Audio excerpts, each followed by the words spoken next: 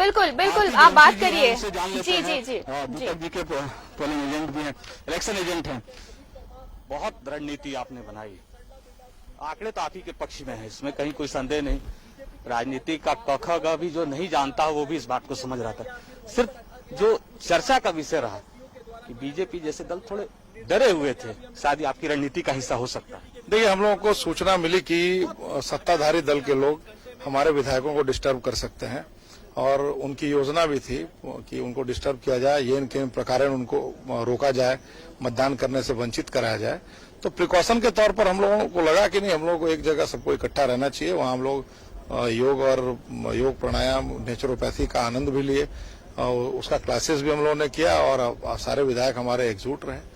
कहीं कोई इसमें किंतु परंतु की बात। ये अब तो बात की बात हो गई कि वहाँ क्यों जुटे थे और नहीं जुटे थे। अब सीधा है कि एक ऐसे उम्मीदवार को आप लोगों ने मैदान में उतारा है, इनका एक लंबा राजनीतिक करियर भी रहा, संघर्ष भी रहा, विद्यार्थी परिषद से रहे, आप ही विद्यार्थी परिषद से हैं, और दीपक जी की जीत से पार्टी को कितनी मजबूती मिलेगी और इस वक्त जो जीत को लेकर जो काउंटडाउन शुरू है उसमें कितना समय? देखिए, आपको मैं बता रहा हूँ साफ साफ कि दीपक प्रकाश जी एक कार्यकर्ता है और वर्षों पुराने कार्यकर्ता, 40 साल की उनकी साधना है, 40 साल की तपस्या है और यह काम कोई भारतीय जनता पार्टी जैसी पार्टी कर सकती है।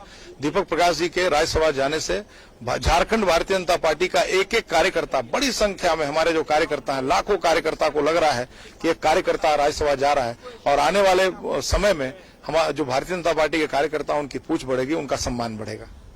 ये भी जानकारी आ रही है कि इस वक्त भी विपक्षी खेमे से आपके कुछ विधायकों से संपर्क साधने की कोशिश हो रही है या साधे जा चुके हैं, ये आपकी जानकारी है?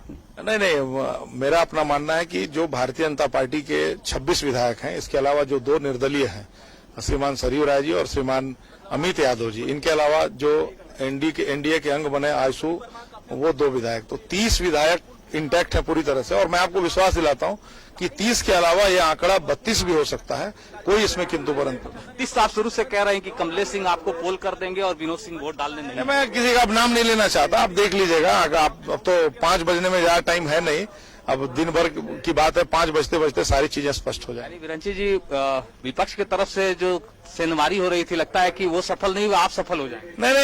नहीं, जो सत्ताधारी दल है उसमें बहुत नाराजगी है, बहुत निराशा है।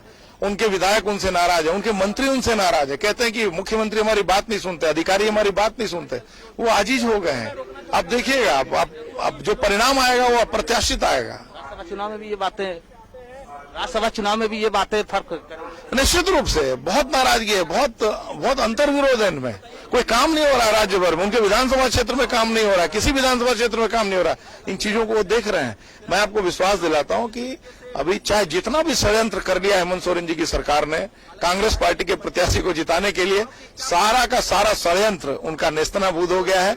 उनकी सारी सोच धाराशायी हो गई है। दीपक प्रकाश जी का जीतना अब कहीं कोई किंतु परंतु नहीं, भारी बहुमत से जीत रहे हैं दीपक। कहीं कोई संदेह नहीं, कोई किंतु परंतु नहीं। अच्छा, आप ही लोग की तरफ से ये बातें भी हो रही थी कि दीपक जी तो जीतेंगे ही और जेएमएम के जो अगुआ हैं, मुख्यमंत्री हैं, हेमंत सोरेन हैं, वो सिर्फ फॉर्मेलिटीज कर रहे हैं। नहीं, मुझे लगता नहीं कि वो फॉर्मेलिटीज कर रहे होंगे। वो अपने तरफ से प्रयास कर रहे होंगे। अगर वो फॉर्मेलिटीज करते तो सरला बिरला में पुलिस क्यों भेजते? अगर वो फॉर्मेलिटीज करते तो हम लोगों को, अपने विधायकों को योगा क्यों करवाना पड़ता?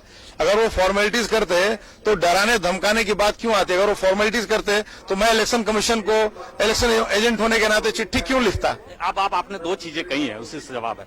क्या आज सरला बिरला विश्वविद्यालय में ठहरने के लिए आप लोगों ने अनुमति ली थी? दूसरा, जो आपने वहां जाकर शिकायत की है उसी मुख्यमंत्री आवास में, इससे पहले भी राज्यसभा चुनाव में आपके जब मुख्यमंत्री तो बैठक हुई, राष्ट्रपति के उम्मीदवार उसी कैंपस में है। देखिए, ये मुझे नहीं पता, आप भी थे? नहीं, ये मुझे नहीं पता कि जो बात आप कह रहे हैं कि मुख्यमंत्री निवास में उस समय कोविड-19 नहीं था और कोविड-19 का पालन होना चाहिए, गाइडलाइन है। देखिए, आचार संहिता उल्लंघन जैसा कोई विषय राज्यसभा चुनाव में होता नहीं है, लेकिन कोविड-19 उस समय नहीं था। आज कोविड-19 है, जो तस्वीर आप देखेंगे उसमें स्पष्ट है कि सोशल डिस्टेंसिंग का पालन नहीं हुआ।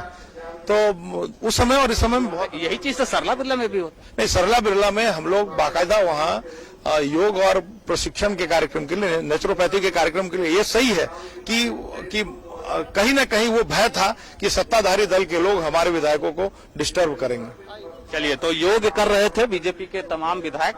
ये